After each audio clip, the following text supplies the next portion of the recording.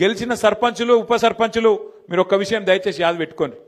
ఈ గవర్నమెంట్లో మీరు పనిచేసేది 2-2.5 ఏళ్ళే.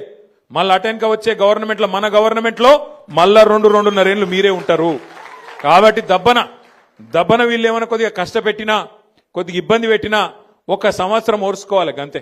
అటెన్క ఏముండదు వీళ్ళది, అటెన్క ఏముండదు. మీకు వచ్చే పైసలు ఎట్లాగొస్తాయి? గ్రామ పంచాయతీకి రావాల్సిన డబ్బులు కేంద్ర ప్రభుత్వం నుంచి రాష్ట్ర ప్రభుత్వం నుంచి మీ హక్కుగా రావాల్సిన పైసలు, ఫైనాన్స్ కమిషన్ ద్వారా రావాల్సిన పైసలు ఎవడు ఆపలేడు. ఆది శ్రీనివాస్ ఆపలేడు, రేవంత్ రెడ్డి ఆపలేడు, నరేంద్ర మోడీ కూడా ఆపలేడు. ఎందుకంటే అది రాజ్యాంగం. అంబేద్కర్ రాసిన రాజ్యాంగం ఆధారంగా మీకు రావాల్సిన పైసలు బరాబర్ వస్తాయి. ఎవనయ్యా కూడా ఆపలేడు అది.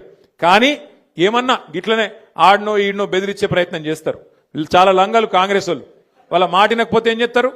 సర్పంచ్ గారిని ఏదో ఒక దానిలో ఇరికిచ్చి వాళ్ళని సస్పెండ్ చేయాలి. ఎందుకంటే అధికారం కదా, సస్పెండ్ చేయాలి. సస్పెండ్ చేసి ఉప సర్పంచ్ వాళ్ళ మనిషిని పెట్టుకోవాలి, వాళ్ళకు బాధ్యత ఇవ్వాలని చెప్పి లంగ కథలు చేస్తారు. అందుకే మనకు కూడా తెలివి ఉంది కాబట్టి, భగవంతుడు వాళ్ళకే కాదు మనకు కూడా తెలివితేటలు ఇచ్చిండు కాబట్టి నేనేం చెప్తున్నా అంటే, జిల్లాల వారీగా సర్పంచులకు అండగా నిలబెడతందుకు ప్రతి జిల్లాలో లీగల్ సెల్ ఏర్పాటు చేస్తాం. ఎక్కడ ఎవడన్నా మిమ్మల్ని సస్పెండ్ చేసే ప్రయత్నం చేస్తే వెంటనే 1 సెకండ్ కూడా మీరు ఆలస్యం చేయకండి. జిల్లా పార్టీ ఆఫీస్ ఇక్కడనే మీకు పక్కనే ఉన్నది.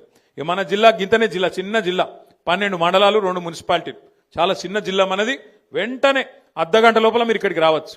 లక్ష్మీనరసింహారావు గారిని, రవిశంకర్ గారిని, రసమై బాలకృష్ణ గారిని, మా తోట ఆగయ్య గారిని నేను కోరుతా ఉన్నా. ఎక్కడ ఏ ఊర్లో చిన్న, ఇప్పుడు 83 మంది మాత్రమే కాదు, ఇంకా 17 నాడు మళ్ళీ ఎలక్షన్ ఉంది, మళ్ళా జోరుదారు గెలుస్తాం, నాకే అనుమానం లేదు.